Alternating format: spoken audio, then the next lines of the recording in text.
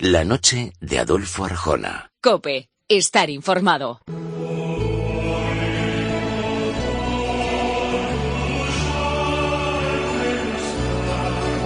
Santarém, Portugal.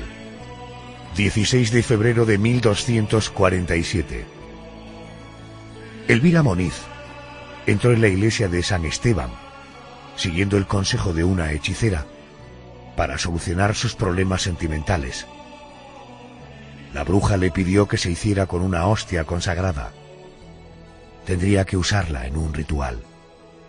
Enseguida abrimos su expediente. La noche de Adolfo Arjona. COPE. Estar informado. ¿Aún no tienes planes para tu próxima escapada? Ven a Málaga. Solo faltas tú en la ciudad de moda, donde te espera una oferta expositiva de primer nivel. Desde el Centro Pompidou Málaga o la colección del Museo Ruso al Museo Carmen Thyssen, pasando siempre por Picasso. No lo dejes pasar. En Málaga solo faltas tú. Ayuntamiento de Málaga, donde la cultura es capital. Por la solidaridad. Por la educación. Por la cultura. Por el medio ambiente y la innovación. Por el deporte y el tiempo libre. Descubre en obrasocialunicaja.es todas nuestras actividades y proyectos. Obra Social Unicaja. De tu parte. Contacta con nosotros a través de correo viernesnoche@cope.es. También en Twitter, @ArjonaAdolfo. La noche de Adolfo Arjona. COPE. Estar informado.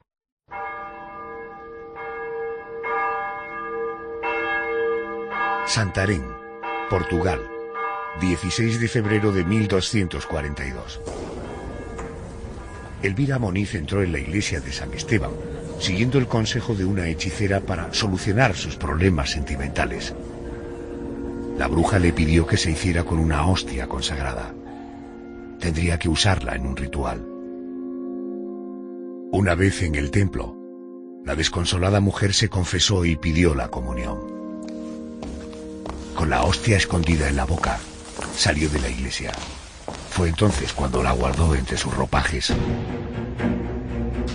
Mientras caminaba por la calle, todos la miraban con espanto. Al mirar hacia abajo, Elvira descubrió que estaba cubierta de sangre. Iba dejando a su paso un auténtico reguero. Pero no se trataba de una herida.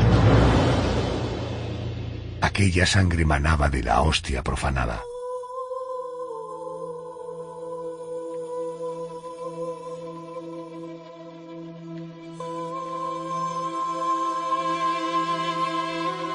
Así comenzó la historia de una hostia milagrosa que ha seguido sangrando hasta la actualidad, convirtiéndose en uno de los enigmas más importantes del cristianismo de los últimos 8 siglos. Un prodigio corroborado por la ciencia y aceptado por el Vaticano.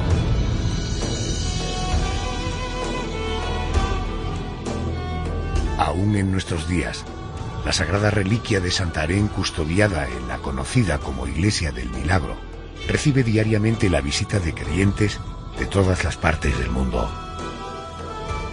Esta noche, milagros religiosos.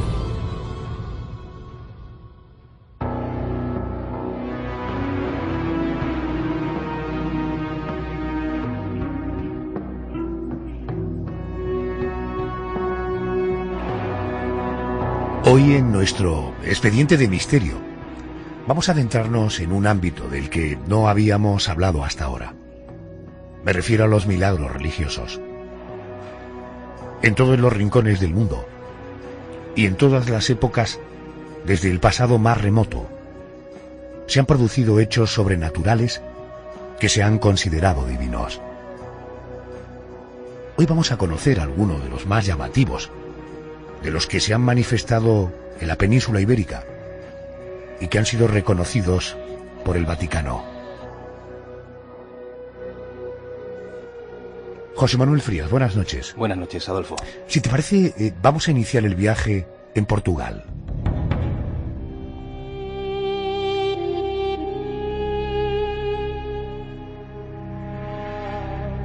Cuéntanos qué ocurrió en el municipio de Santarém a mediados del siglo XIII.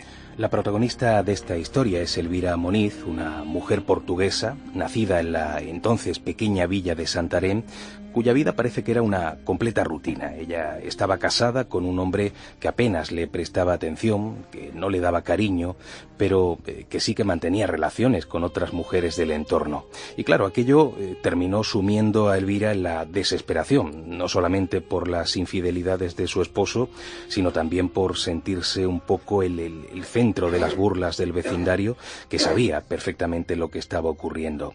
Y esa constante humillación le llevó a intentar retomar la relación con su marido de todas las maneras posibles, pero parece que el esfuerzo no tuvo resultado, así que decidió recurrir a un método un poco menos convencional. ¿Te refieres a un método como la magia, la hechicería? Efectivamente, ella, presionada por esas circunstancias, se acercó a la casa de una conocida hechicera judía, intentando que nadie la viera. Le pidió consejo y la bruja, después de poner en práctica cierto ritual de consulta con los espíritus, le dijo que solamente había una manera de solucionar ese problema de forma inmediata. Para recuperar el amor de su esposo debía realizarse un ritual mágico, pero era necesario un ingrediente que ella tendría que buscar. La propia Elvira tenía que conseguirlo, y era una hostia consagrada. Te puedes imaginar, Adolfo, el golpe que esto supuso para una mujer fuertemente creyente, que sabía que sacar de una iglesia ese objeto litúrgico era todo un sacrilegio. Pero a pesar de las dudas, decidió hacerlo, decidió cometer un acto blasfemo para los ojos de un cristiano. 16 de febrero de 1247. Asustada por lo que estaba a punto de hacer, Elvira Moniz se dirigió a la iglesia de San Esteban. Allí, ante el sacerdote, se confesó y pidió la comunión. ¿Qué hizo cuando el cura le ofreció la sagrada forma? En aquel momento Elvira lo que hizo fue dejarla en la boca, salió rápidamente del templo y en una esquina, medio a escondidas, se saca esa hostia y la guarda entre sus ropajes para después ir despacio a casa de la hechicera. Pero ocurrió algo por el camino. La mujer de pronto sintió que la gente la miraba con espanto, que incluso volvían la vista al cruzarse con ella y que además señalaban el lugar en el que había escondido la hostia. Cuando Elvira bajó la mirada, se dio cuenta, con auténtico pavor, de que sus ropas estaban empapadas de sangre. Claro, al principio creyó que estaba herida, pero cuando desenvolvió la hostia, se dio cuenta de que era eso, ese objeto litúrgico, lo que sangraba. Espantada por aquel misterio, huyó a su casa sin hacer caso de los transeúntes, que lógicamente le preguntaban si necesitaba ayuda, si estaba herida. Por el camino iba dejando un reguero de sangre fresca. José, ¿y qué hizo al llegar a su casa? Pues la vivienda estaba muy cerca del templo, en la Rúa das Esteras. Una vez que la mujer llega allí, sacó la hostia consagrada de entre sus ropajes y la metió dentro de un baúl de cedro que tenía en su habitación, donde solía guardar la ropa de cama. Varias horas después, ya anocheciendo, su marido, Pedro, regresó a casa y al poco rato se fueron a dormir. Ella, por supuesto, no le contó nada a su esposo sobre lo que había sucedido, pero cuando cerró los ojos, no pudo dormir, pensando en ese sacrilegio que había cometido y en lo que había ocurrido después. De pronto, en mitad de la noche, el baúl comenzó a irradiar una luz muy intensa que despertó al matrimonio. Aquello era una iluminación tan intensa, tan grande, que llegó a todos los rincones de la habitación, y de entre esa luz aparecieron unos ángeles en actitud contemplativa alrededor de la sagrada hostia, que además flotaban en el aire y que comenzaba a sangrar de nuevo, la hostia en sí. Cuando la visión desapareció y todo volvió a la normalidad, Elvira le contó a su marido el sacrilegio que había cometido, y a partir de ese momento los dos se arrepintieron de sus respectivos pecados y, arrodillados, rezaron ante el baúl el resto de la noche. Cuando amaneció, el matrimonio se dirigió a la parroquia para contar lo sucedido al sacerdote. El religioso fue a la casa y comprobó que la hostia consagrada aún sangraba. Decidió trasladarla al templo en procesión solemne. Supongo que aquello no dejaría indiferente a los vecinos de Santarém, ¿no? Desde luego, y de hecho muchos de esos vecinos se unieron a la comitiva. La noticia del milagro se había extendido rápidamente por toda la ciudad. Ya en la iglesia estuvo esa reliquia sangrando durante 3 días. Después la Sagrada Hostia fue introducida en un relicario de cera de abeja fundida y así se mantuvo durante muchas décadas, exponiéndose a los fieles en un cáliz sobre el altar principal.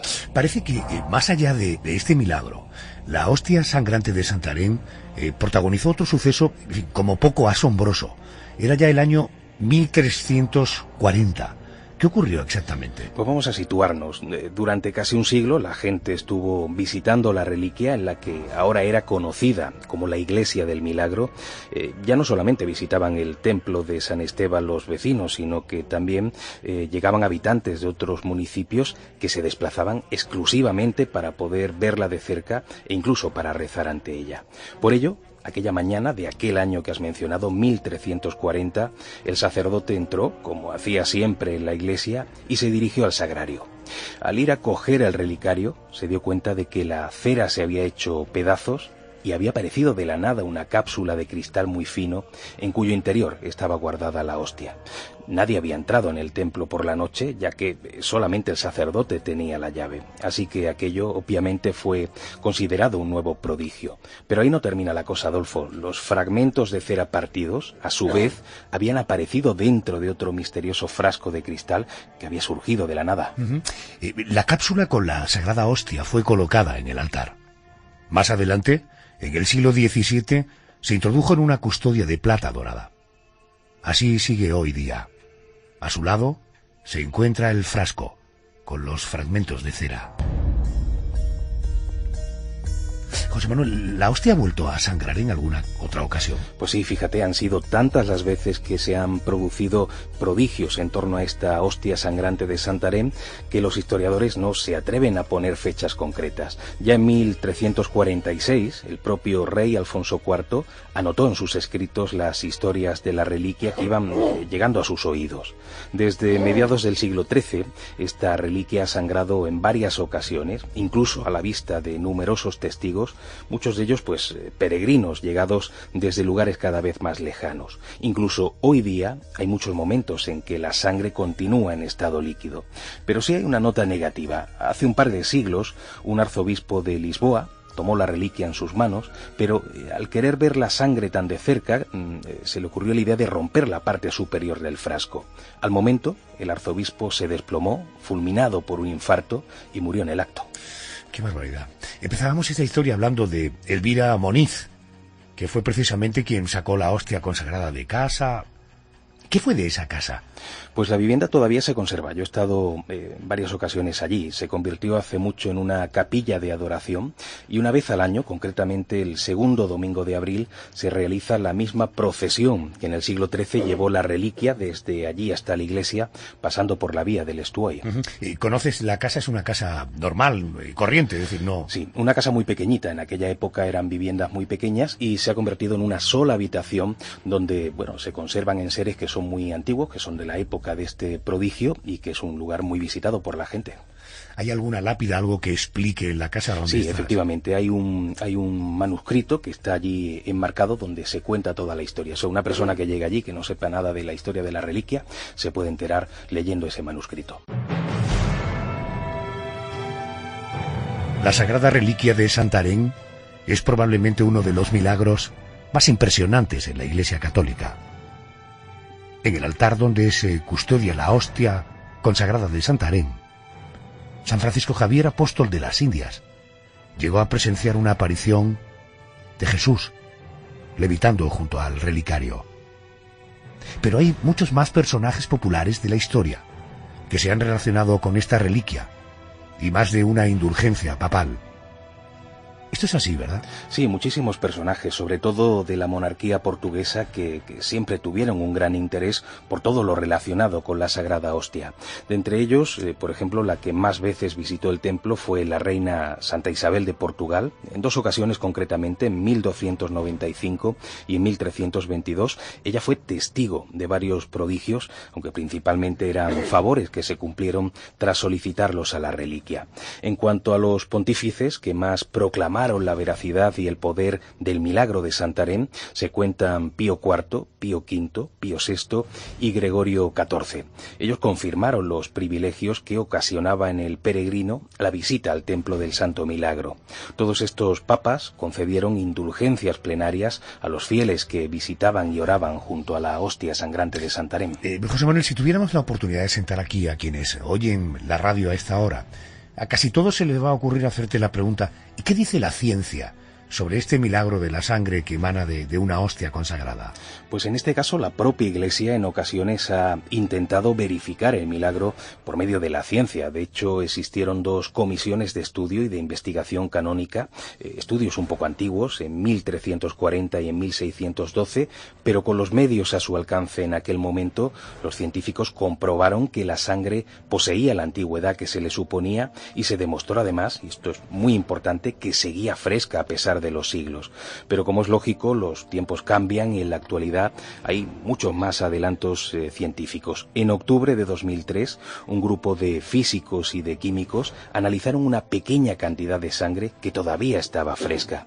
Y creo que las conclusiones fueron sorprendentes. Por una parte, confirmaron los resultados de los científicos de aquellos siglos XIV y XVII, pero por otra, comprobaron que la sangre era humana. Pero claro, ¿cómo es posible que sangre humana se mantenga fresca después de más de 7 siglos de antigüedad? Algunos incluso apuntan a la intermediación de Jesús de Nazaret. El de Santarém es un milagro aceptado por la Iglesia Católica. Pero fuera de ese listado de sucesos asombrosos que el Vaticano da por buenos, existen muchos otros no verificados, pero igualmente sorprendentes y corroborados a nivel local. Enseguida hablaremos de un caso asombroso de multiplicación de alimentos en un pueblecito extremeño. ¿Se imaginan un vino que se multiplica dentro de su tinaja?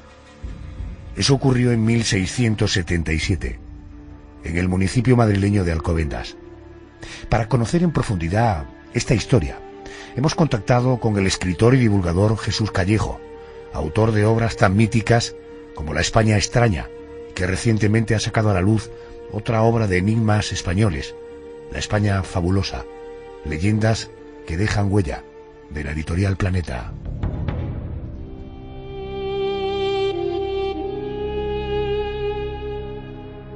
Jesús, creo que todo comienza en casa de un hombre llamado Juan Perdiguero, vecino de Alcobendas, que precisamente el 25 de diciembre, pero del año 1677, estaba celebrando una fiesta en honor a la patrona del municipio, la Virgen de la Paz. Esto es así, ¿verdad? Sí, bueno, el mes es en enero, no en diciembre, pero efectivamente el año es ese. Juan Perdiguero celebraba una fiesta a la patrona de Alcobendas, que es Nuestra Señora de la Paz, y en esa fiesta, pues como te puedes imaginar, había vino, había comida, había un poco de todo, porque bueno, él era muy religioso y pensaba que había que festejarla de la mejor manera posible. Es cierto que llegaron a beber vino más de 600 personas. Claro, ese sería el milagro. Hay como 2 partes, por decirlo así. Una es ese mismo día, es decir, el día de la fiesta, que no pasa nada, hay una tinaja con 12 arrobas, más o menos unos 150 litros, y él pensaba que sería más que suficiente para las 300 personas que iban a acudir. La historia está que ahí se termina el día sin mayor trascendencia, pero al día siguiente había que continuar la celebración, o sea que era un fin de semana y él se queda sin ese vino tinto, y dice, bueno, voy a tener un problema al día siguiente. Y al anochecer se acuesta con esa sensación, ¿no?, con esa preocupación, y Perdiguero al final pregunta a la criada que cuánto vino queda, y dice, pues nada, muy poco, porque tengo que asomar casi a la tinaja al fondo para recoger lo que queda de vino. Bueno, él implora a la Virgen de la Paz, y al día siguiente ahí es cuando se empieza a producir este hecho sorprendente de la multiplicación del vino. Uh-huh. Y lo que ocurre... Sí, te quería preguntar, porque allí estuvieron presentes el juez, el escribano, algunos sacerdotes. ¿Esto sirvió para que se diera fe documental de lo ocurrido? Claro, cuando ocurre el fenómeno milagroso, ¿no?, el prodigio, ya digo, que ocurre justo al día siguiente, por la mañana, desde las 6 de la mañana, durante 3 horas, no para de cesar el vino en la tinaja, y una tinaja que estaba vacía el día anterior, por eso te he puesto un poco en antecedentes, ¿no? Entonces, claro, cuando ven que sigue brotando el vino y además con borbotones, como si hubiera ahí una especie de manguera invisible que hacía manar el vino continuamente. Y claro, ahí ya no eran 300 personas, es que ahí fue todo el mundo, porque el hecho se multiplicó por todos los vecinos, se difundió y todo el mundo fue allí. Hasta 600 personas cuentan, porque imagínate, durante horas percibiendo ese vino y bebiendo el vino que consideraban que ya era milagroso, que era un auténtico prodigio de la Virgen de la Paz, que es la que había obrado el prodigio. Y lo bueno de esto es que hay un acta notarial donde se cuenta todo esto. Estamos hablando de un acta notarial de 42 páginas, donde declaran 28 o 29 testigos, donde hay certificaciones, firmas, el sello del cardenal arzobispo de Toledo de entonces, que era don Pascual Aragón, etcétera, etcétera. Claro, entonces, fijaros, ya no estamos hablando de una mera leyenda, es decir, que dicen que ocurre en el siglo XVII o XVIII, no, aquí estamos hablando de una fecha concreta, de nombres concretos, de testigos, de un acta notarial donde se recoge que ese vino no dejaba de manar en la tinaja. Y lo bueno de todo esto es que la tinaja existe, yo la he visto en la ermita de Nuestra Señora de la Paz, en Alcobendas. Espera, no me avances porque ahora se pone realmente interesante. Quiero recordar a los oyentes que la Iglesia Católica es un milagro aceptado. Oye, hay quien atribuye este milagro a la intermediación de la Virgen, pero hay que recordar que antes de esto, un pastor de la zona dijo haber vivido una aparición mariana. ¿Hay detalles de ese encuentro? Claro, ahí es donde ya entra un poco más en la leyenda. Evidentemente esto que estamos diciendo, si hay un acta notarial donde conocemos con pelos y señales todo esto. Pero normalmente cuando ocurre un acto tan sonado como este de Alcobendas de 1177, cuando tú escarbas, encuentras que hay como antecedentes, vamos a llamarles sobrenaturales o paranormales. Y efectivamente, dice que hay un pastor que unos años antes había tenido una aparición mariana, pero que no había trascendido más, ¿no? Bueno, no tuvo demasiada repercusión mediática, pero al asociarse este milagro del vino con aquello, ya pensaron que evidentemente la Virgen tenía que ver con todo esto, que aquella aparición era la Virgen de la Paz y que esto era otra manifestación de su poder o del estado de gracia en el que se encontraba Juan Perdiguero, su esposa y todos los que acudieron allí. Pero claro, no solo acaba ahí, sino que hubo otro milagro asociado a este vino, no solo que se multiplicara, no solo que ya se considerara un lugar especialmente sagrado, ¿no?, por esto que estamos comentando, sino que también hubo la curación de un niño que justo en ese momento se puso enfermo y que fue curado porque bebió de este vino que no se agotaba nunca, este vino infinito. Hablabas antes de un documento oficial. Tengo entendido que tuvo copia de este documento el propio Carlos IV, que narra, como decías, con detalles el caso. Además se conserva también, me decías, la tinaja. Tú la has visto. ¿Dónde está? ¿Qué aspecto tiene? Bueno, la tinaja es curiosísima. Es una tinaja, pues eso, de más o menos de 1 metro de altura, donde, bueno, se caben unos cuantos litros, ¿no?, o arrobas de vino, como se decía antiguamente, y la tinaja está protegida, ¿no?, o una especie de cristal, ¿no?, para que la gente no acceda, no la toque, que no la manche y no la rompa, por supuesto, porque ya se considera como objeto de veneración, como una reliquia. Y la tinaja estaba pintada. Se ve que en aquella época, como se considera que este milagro es tremendo, pues ya había pintado unos motivos, incluso un dibujito alusivo a la propia Virgen, y luego había un cartelito donde se contaba someramente esta leyenda, que esto hay que asociarlo a la casa, que también fui, a la casa del milagro. Tiene también un cartel donde se dice casa en la que cobró el milagro de la multiplicación del vino el 25 de enero de 1677 por mediación de Nuestra Señora de la Virgen de la Paz. Todo eso dice el cartel, ¿no?, para que quede constancia de que en esa casa y en esa tinaja se produjeron este hecho sobrenatural. Bueno, pues la tinaja existe, la casa existe, en sitios separados dentro de Alcobendas, y que dan testimonio. Para mí es importante porque son leyendas que dejan huellas, son leyendas que no quedan difusas, que no quedan ahí en ese inconsciente colectivo, como pasa con la aparición del pastor, donde nos faltan datos fehacientes para averiguar lo que hubo de verdad o mentira. En este caso, el acta notarial, los testigos, la tinaja propiamente dicha, nos está diciendo que algo ocurrió, algo que desde luego no hay demasiados casos. Hay uno, y esto lo conoce muy bien José Manuel Frías, en Olivenza, con la multiplicación del arroz, pero no hay demasiados casos de multiplicación de vino que ocurriera de la forma que ocurrió y donde quedara constancia con el acta del escribano, que era como se llamaban los notarios en aquel tiempo. ¿Esa casa y esa tinaja se puede visitar, se puede ir y verlo? No, la casa por dentro no, solo está la placa. La casa ahora es una casa particular, te puedes imaginar que desde el siglo XVII ahora pues ha pasado por distintos inquilinos y propietarios, pero la casa sí, hay que saber también dónde está, en la calle determinada, hay que ir allí y a veces pasa desapercibido porque es un pequeño cartelito, es una casa de 2 pisos y pequeña, en la que no se repara prácticamente si no encuentras esta plaquita que tiene en la pared. Y en esa plaquita es lo que te acabo de decir, ¿no? Aparece esa frase escueta, pero bastante significativa. En el caso de la tinaja, tienes que ir a la ermita de Nuestra Señora de la Paz, ya digo que es la patrona de Alcobendas, tienes que procurar que esté abierta porque normalmente está cerrada salvo cuando hay oficios religiosos, y desde luego cuando tú lo encuentras, si tampoco sabes la leyenda, tú te encuentras una tinaja allí resguardada, en una especie como de urna de cristal, y pasa desapercibida. Pero cuando conoces esta historia te das cuenta de lo importante que es, porque no hay demasiados milagros relacionados con la multiplicación de los alimentos. Se les atribuye algunos a San Isidro, a San Julián, a San Vicente Ferrer. Conozco uno del monasterio de Guadalupe, ¿no?, que tiene que ver con unas hogazas de pan en el siglo XV, pero no hay demasiados, y mucho menos, como en el caso de Alcobendas Olivenza, que haya el testimonio, que esté el objeto, que esté la pieza, por decirlo así, protagonista del milagro. Entonces es lo bueno o lo singular y lo original que tiene este milagro de la multiplicación del vino de Alcobendas. Jesús Callejo, como siempre, es un placer tenerte con nosotros. Jesús Callejo es investigador y escritor. Gracias por atenderme, te deseo unas noches magníficas. Muchas gracias, ha sido un placer.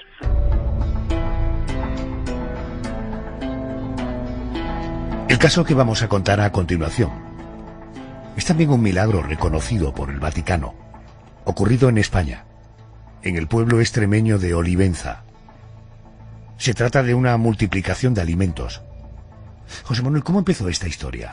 Para conocer esta historia tenemos que viajar al 23 de enero de 1949, concretamente a la institución benéfica San José en Olivenza, en Badajoz, un centro en el que se hospedaban decenas de niñas pobres de la comarca, y allí tenían una curiosa costumbre.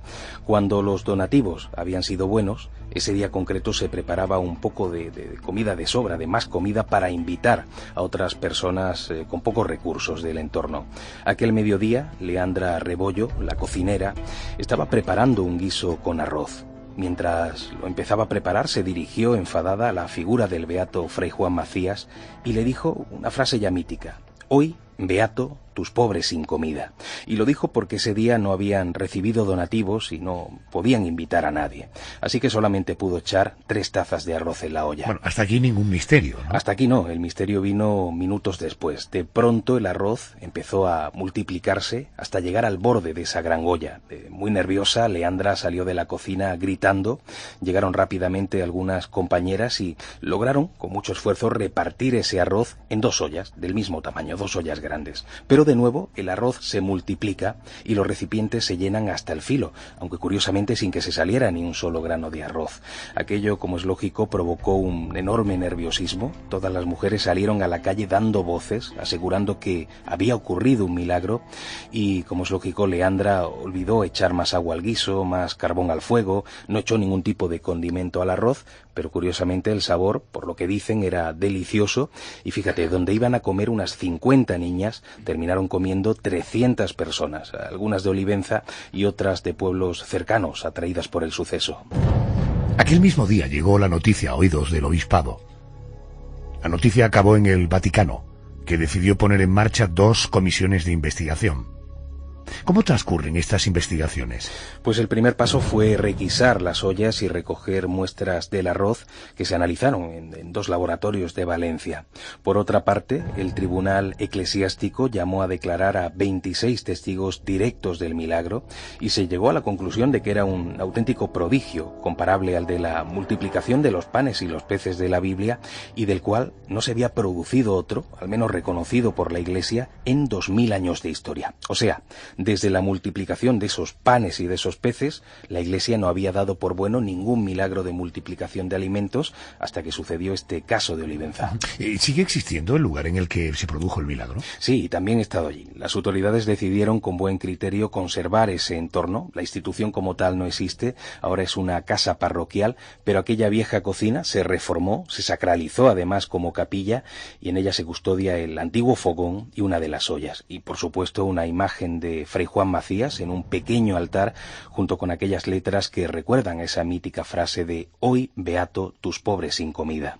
La otra olla, donde se volcó la mitad del arroz, se conserva en un museo del pueblo vecino de Ribera del Fresno, que además fue la cuna del propio San Juan Macías, junto con algunos granos de arroz.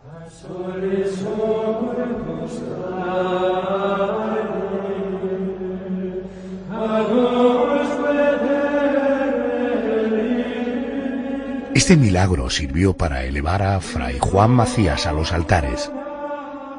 Pablo VI lo canonizó a raíz de la multiplicación del arroz de Olivenza.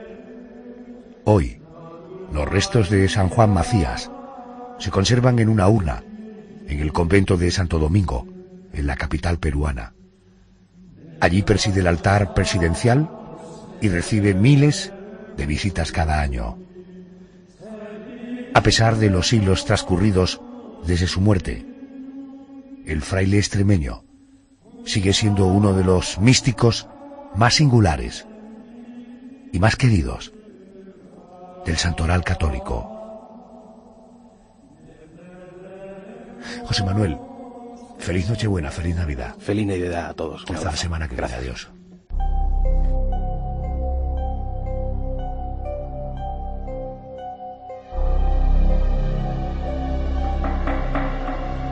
La noche de Adolfo Arjona. COPE. Estar informado.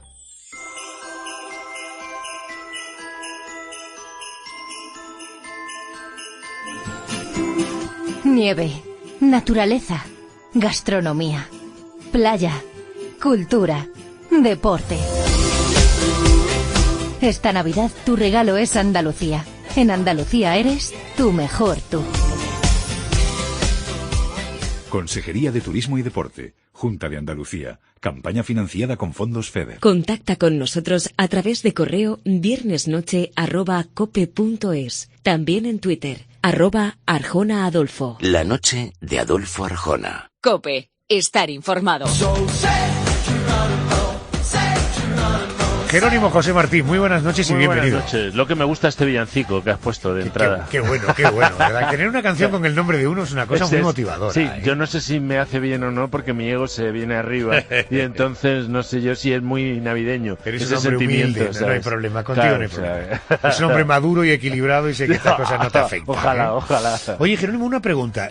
Aquellas películas que se estrenan más allá del día 31 de diciembre, ¿no compiten, por ejemplo, para los Oscars de Hollywood? Es decir, ¿eso está tasado de esa manera que va de marzo a marzo, de febrero a febrero, de enero a diciembre? ¿Cómo es? Tienen unas fechas estándar que no son las convencionales, o sea, son las que hayan tenido un estreno comercial antes del 31 de noviembre, por ejemplo, es en los Goya. Y por eso se habla de un estreno técnico. Hay películas españolas que no se han estrenado comercialmente todavía, pero se han estrenado ya en algún sitio en un estreno técnico y compiten en los Goya, aunque luego se estrenen comercialmente a mediados de enero, en febrero incluso. Comprendo. Y otra cosa, cuando una película se estrena en las salas de cine, tengo la impresión de que luego hay como unos periodos de tiempo para que puedan salir en televisión por pago, en televisión en abierto. Eso funciona también así, ¿no? Eso está funcionando, sí. Lo que pasa es que ahora no sé cómo están los plazos exactamente, pues han acortado en bastante. Y luego está la televisión de pago, la televisión abierta. O sea, ahí hay todo un tipo de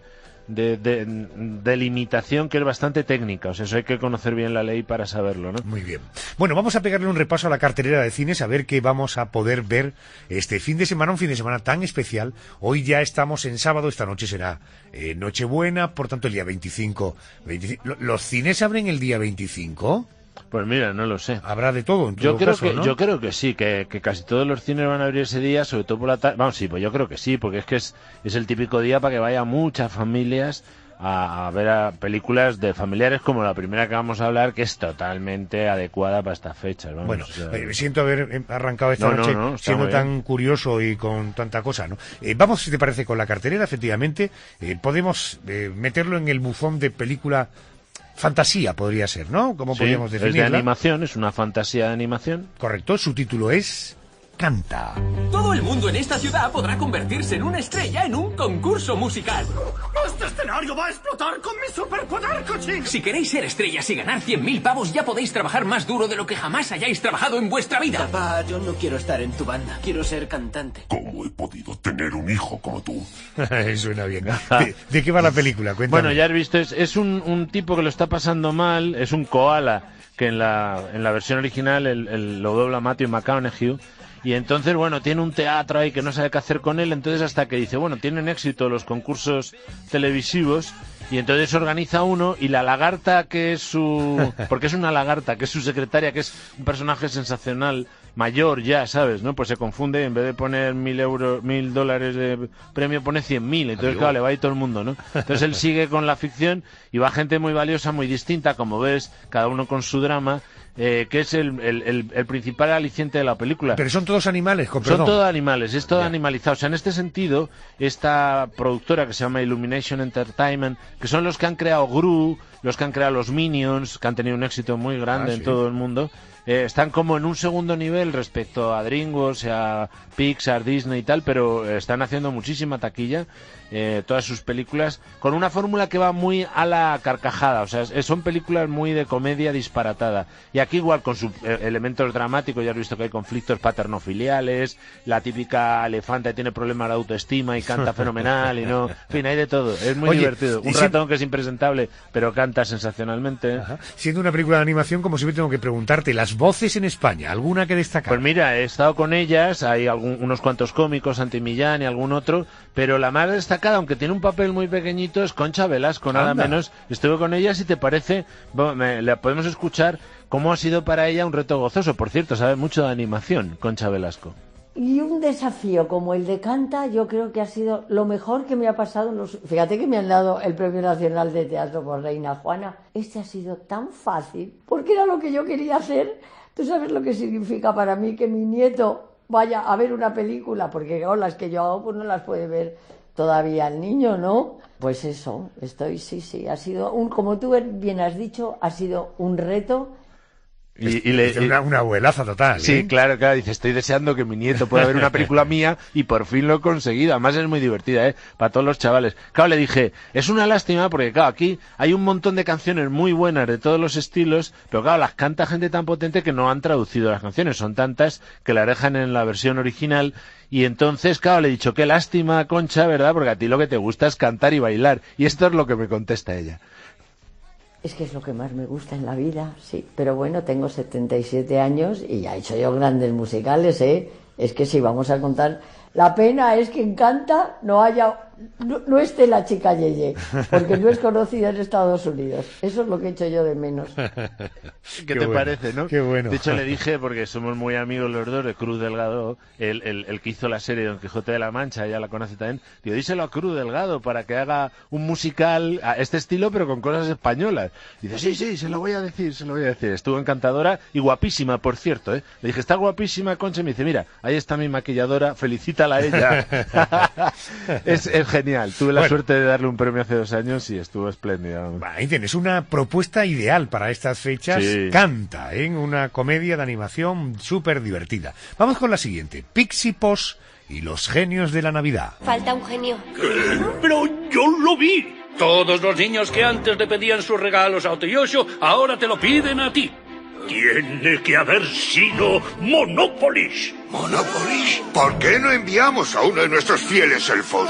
Pixie Post es la responsable del sistema informático. No es más que un sustituto barato de la magia. Animación fantástica, ¿no? ¿De qué va esta película? Es una producción vasca de Gorka Sesma, que ya hizo Olensero y La Hora de los Regalos. Recuerdo que Olensero es el leñador que reparte los regalos en Navidad en el País Vasco. Entonces, claro, se ve que para explicar a los chavales y tal, pues como hay 3 Reyes Magos, luego está Papá Noel que se pone de moda de vez en cuando, que es distinto a Santa Claus, y que luego en otros sitios hay otra, la Befana en Italia. Pues entonces lo que se inventa aquí es que hay como un consejo de genios de Navidad y van van repartiendo los regalos cada uno en su sitio, ¿no? Y entonces cuando se van pasando todos demasiado a Papá Noel, dicen, hombre, vamos a ver si conseguimos animar a otros niños a que rescaten otra vez el olentzero, que es lo que les interesa a los vascos, o los tres Reyes Magos. Es divertida, no está mal, la animación es regular, es digamos limitada, pero el guión está bien, o sea, es ágil, es original, porque es una elfa... Pero es muy cortita, ¿no? Es muy cortita, sí, una estrella más, por tanto, porque claro, con las películas tan largas que están haciendo, 70 minutos es una estrella más. Y es una elfa que, en fin, ante un malote que intenta boicotear las Navidades, pues ella, que es más bien gótica y así aguerrida, con algún superpoder que tiene, pues va ayudando a los genios de la Navidad. Está bien, se deja ver, es más para chavales más pequeñitos y tal, pero está bien. Oye, Jerónimo, las películas estas que tienen, cuyo contexto fundamentalmente la Navidad, tienen una vida comercial muy corta, ¿no? Sí, un poquito, pero bueno, Canta no es estrictamente navideña, No, pero me refiero a esta, Canta... Bien, Písipos sí, mucho más. Pero Canta no, porque ha sido nominada además al Globo de Oro, al mejor film animado y a la canción original. Pero esta última y las que esta última Navidad, sí. Sin duda. Me ha sorprendido. Claro. Me ha sorprendido y tengo mucho interés en saber por qué puntúas de manera tan bajísima la película de la que todos esperamos ver, sobre todo los que hemos tenido hijos o hemos jugado al juego de Assassin's Creed. Tengo la impresión de que no te ha gustado, pero en todo caso, se estrena este fin de semana Assassin's Creed. ¿Qué clase de cárcel es esta? No es una cárcel. Estás a punto de entrar en el Animus. Lo que vas a ver, oír y sentir son los recuerdos de un antepasado tuyo que lleva 500 años muerto. ¿Qué quieres de mí? Tu pasado. Cuéntame primero de qué va y luego la crítica. Pues mira, tú que habrás jugado al juego sabes que es un grupo de asesinos que podría ser como una ONG, son asesinos por la paz, porque así es como llaman ellos, ¿no? Y los malos son, por lo menos aquí en la película, Torquemada y los templarios españoles, cuyo retrato es realmente grotesco, ¿no? Entonces, el fondo ya es muy discutible, ¿no? Porque en el fondo son asesinos, porque asesinan por la paz, contra unos tíos que están limitando nuestra libertad, que consiste en hacer lo que nos dé la gana sin moral y sin ley, tal cual dicen, ¿no? No, pero me estás invirtiendo los términos. Es tremendo. Pero cuenta primero de qué va la peli, luego me entras en esos detalles que son, a mí me parecen muy relevantes, ¿no? Claro. Pero ¿de qué va? Exactamente pues de qué va. Es eso, ¿no? Es un tipo que es ejecutado por haber asesinado a su padre y que de pronto una organización secreta, Abstergo, lo convierte en una especie de líder de estos asesinos que van con ese objetivo, ¿no? De luchar contra la Inquisición en un siglo pasado, porque esto está ambientado en el futuro y a través de una máquina le meten y entonces va luchando contra todos estos malotes, ¿no? Hay muchos actores españoles ahí. Javier Gutiérrez es Torquemada, que además unos gritos y unas cosas tremendas. Sale Carlos Bardén también. Está también el malote más malote de todos, es un actor español también que está muy de moda, Jovi Kerekian, es muy difícil pronunciar. No están mal las interpretaciones, pero ¿qué pasa? Que Justin Kurzel, este director que hizo un Macbeth bastante elogiado por algunos, aunque yo le puse pegas, es que es confusísimo lo que narra, no te enteras de nada. O sea, es un totum revolutum que, hombre, todavía disculpar los saltos de pantalla que son propios de una adaptación del cómic, ¿no? Pero es que es tan caótico todo, los saltos en el tiempo, los malos, los no malos, entre los buenos, en teoría, y infiltrados de los otros. Ha tenido unas críticas durísimas. Oye, ¿y qué tal el Fassbender? Sí, muy bien, porque además es productor de la película, con lo cual él quiere cuidar el personaje. Si el problema no son tanto las interpretaciones como que es que el guión no hay quien lo entienda. Correcto. Oye, o sea, y Marion Cotillard, esta es la que tuvo el problema con Brad Pitt, o presuntamente problema. Sí. Ella es. Claro, y ella estuvo ya también en la adaptación que hizo Kurzel de Macbeth. O sea que es una pena porque yo creo que tenía posibilidades, y luego al margen del tema histórico y tal, que es demencial, o sea, no solo lo mal que queda España, sino la Iglesia Católica, cualquier parecido con la realidad es pura coincidencia, ¿no? Pero luego el resto es que es confusísimo. A mí que me gustan este tipo de películas y que me gustó incluso su Macbeth, es un caos esta es un caos tremendo. O sea, en tu opinión, no recomendable. No, y además es más para adultos, o sea, no es que cargue mucho la mano, pero es más para adultos, ¿no? Correcto. Pero bueno. Oye, la siguiente peli es lo último, ¿se puede decir que es lo último de Will Smith? Sí, sin duda. Bueno, se llama Belleza Oculta. Howard es un hombre brillante. No es solo nuestro jefe, es nuestro amigo. Ha perdido a su hija y ahora le da igual perder todo lo demás. Tal vez sea lo más raro que he visto en mi vida. Escribe cartas. ¿A quién? Howard no escribe a personas, escribe a cosas. Jerónimo, ¿de qué va la peli y luego crítica? Pues mira, va de un empresario prestigioso, un publicista que es Will Smith, que ha lanzado una empresa que está teniendo un éxito enorme, hasta que de pronto, 2 años después de fundarla, su hija tiene un cáncer y muere con 6 años, ¿no? Eso es un bollo para él. Vale. Se le hunde el mundo y pierde un poco la cabeza, cosa lógica. Entonces sus socios y amigos no saben qué hacer con él porque hace cosas raras, no hay quien decida nada. O sea, la empresa le empieza a ir mal. Empieza un poco mal, sí, tienen que tomar decisiones y como él es accionista mayoritario no saben qué hacer, ¿no? Entonces, entre otras cosas, él escribe cartas a 3 realidades: al tiempo, a la muerte y al amor. Son cartas de estas protestando, ¿no? Dicen que el tiempo hace pasar todo, yo sigo sufriendo, y la muerte, y esto que es la muerte y el amor, me han engañado con el amor y tal, yo sentí amor por mi hija. Y entonces, ¿qué hacen ellos? En un intento de sacarle de esa postración, sus amigos contratan a 3 actores, entre los cuales está, por cierto, Helen Mirren, que es la muerte, bueno, y Keira Knightley, que es el amor.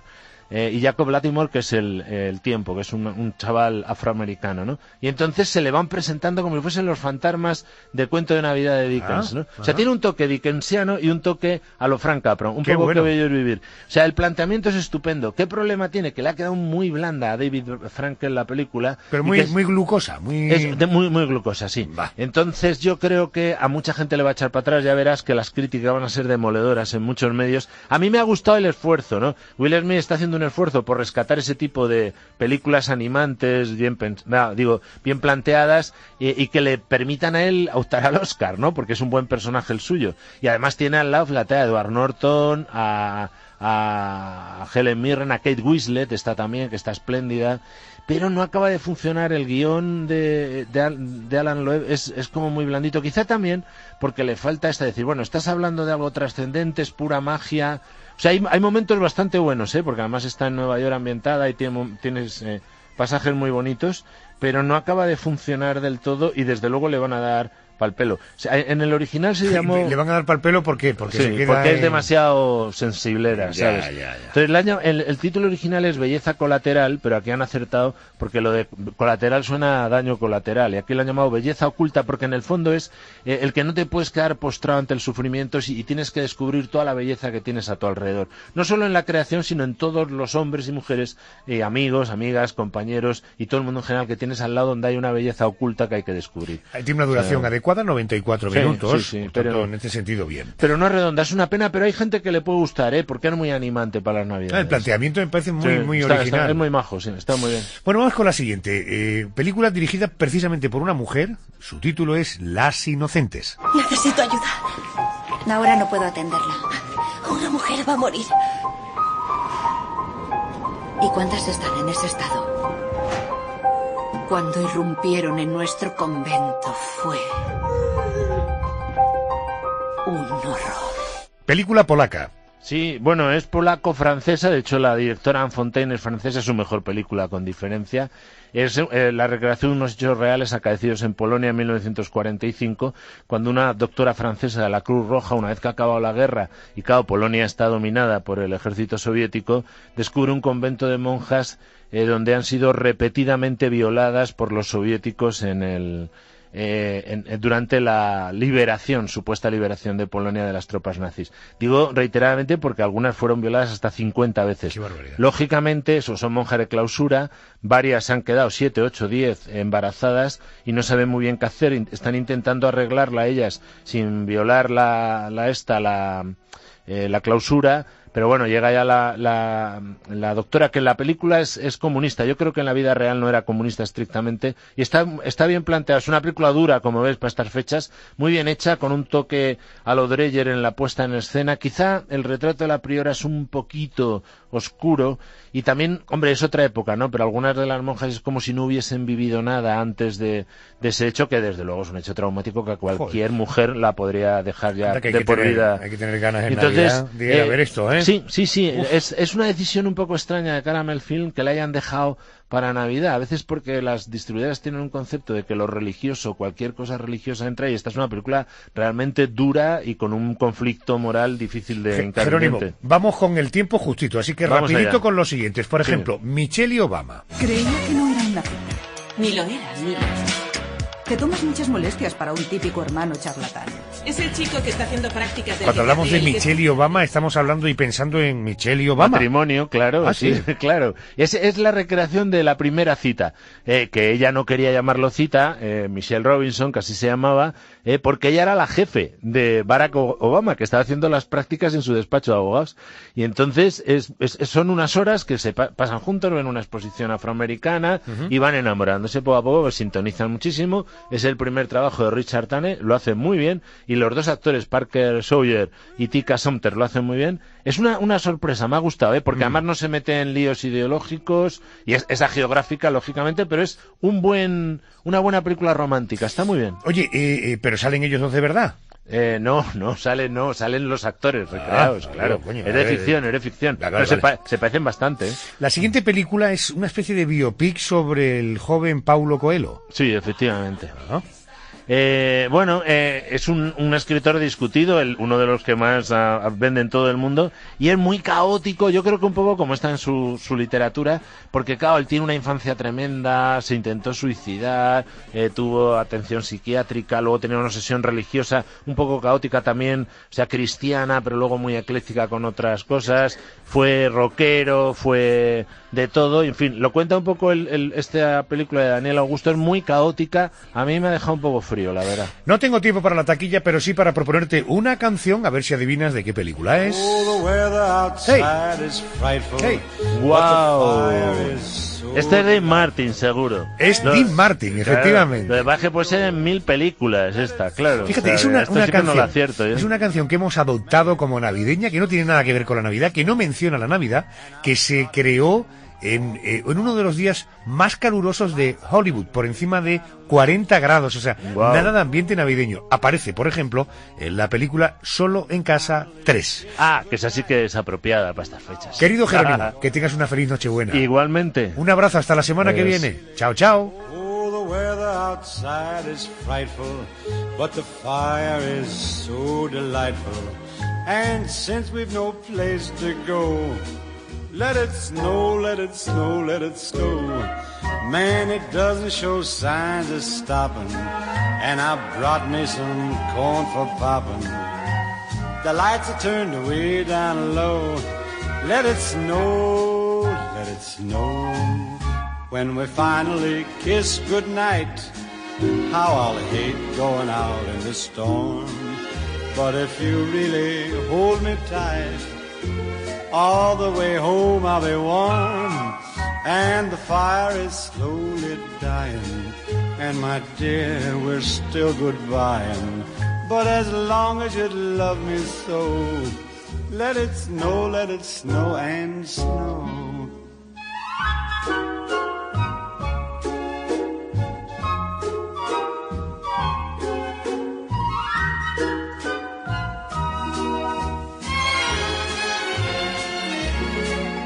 When we finally kiss goodnight, how I'll hate going out in the storm. But if you really grab me tight, all the way home I'll be warm. Oh, the fire is slowly dying, and my dear, we're still goodbying.